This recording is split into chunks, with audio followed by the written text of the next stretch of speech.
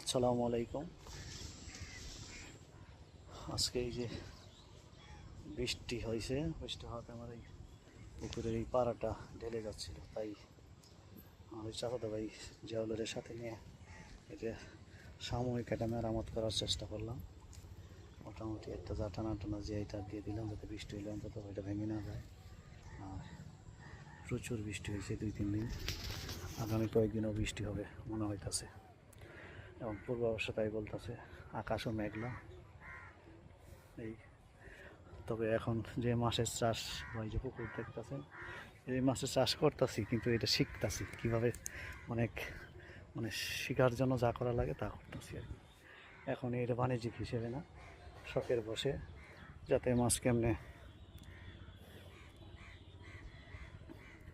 ই করা যায়, পালন করা যায়, সেই হিসেবে এই প্রথমবার তো, তারপর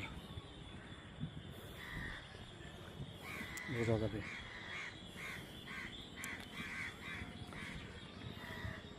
আপনারা সবাই দোয়া করবেন, আল্লাহ রহম যাতে সব কিছু ঠিকভাবে হয়।